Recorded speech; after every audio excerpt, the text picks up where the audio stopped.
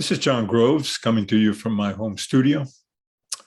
We talked last time about Saul's suicide following his army's defeat at Gilboa. Motivated to spare his people further humiliation from his army's defeat against the Philistines, he took his own life by falling on his sword. This marks the end of one phase in the history of the Israelites, a rather low point overall. But their overall situation was bound to improve afterwards, as it did once David consolidated his kingdom. David provides a measure of stability for the people, even though his reign was full of social and civil unrest. The plain adjacent to Mount Gilboa, where Saul's last battle and defeat occurred, is a place, judging from its Hebrew name, that represents bubbling fountains or agitated pools. In essence, this is a locale with artesian wells, where the pressurized gas below the earth forces underground waters to surface. Charles Fillmore interprets this place as representing a very significant change in human consciousness. He refers to the phenomenon known within Unity as chemicalization. This is a type of reaction that occurs when you mix an acidic substance with a basic substance.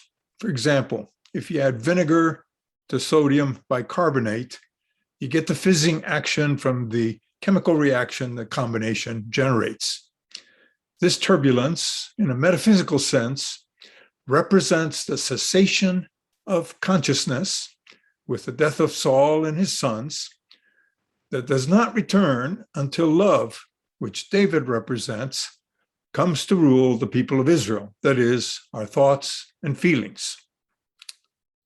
In his revealing word, Fillmore defines chemicalization as the condition in the mind brought about by a high spiritual realization contacting an old error state of consciousness. Think of it here, high spiritual realization with an error state of consciousness. New spiritual ideas then displace the old sense consciousness. This process does not come about without resistance. Thus, it is as if there were a war taking place between the new spiritual consciousness and the old sense consciousness. Only love can steer the result in favor of a life with spiritual consciousness. Saul thus represents, as Fillmore notes, the exercise of personal will. If it is wholly attuned to sense consciousness, he characterizes it as Gentile. But if it develops spiritual understanding, then it is Israelite. Saul is an enigma for many scholars because he exhibits many good qualities, but is also absorbed by his jealousy over his son-in-law David. In the final analysis, he becomes an example of leadership gone awry, one that has failed the people, though not for lack of effort. We will also be looking at the life of David for events which manifest the challenges he himself faced and the interminable conflicts he endured. As we consider King Saul, the leader, we can well ask ourselves, do we exhibit impulsivity as he did? Jealousy as he did? Or perhaps valor as he did in the field of battle?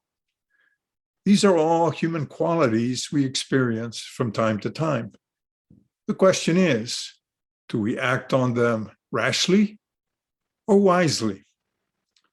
The choice to act courageously and prudent is ours to make. Until next time.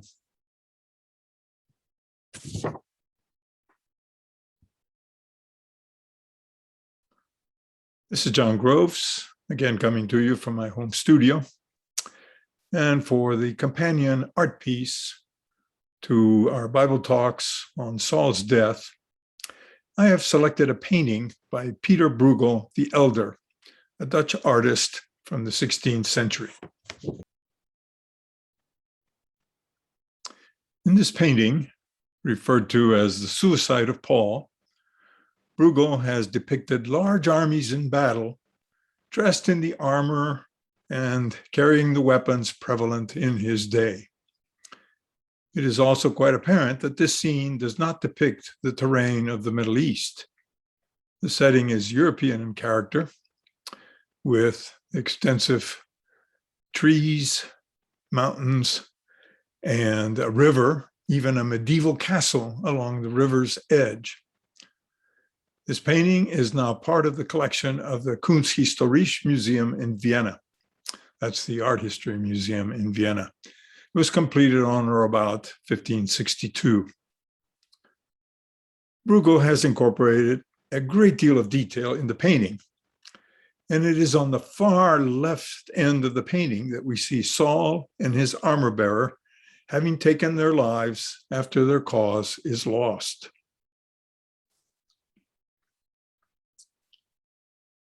The intensity of the battle is evident in the lances and pikes converging in the lower right-hand side of the painting.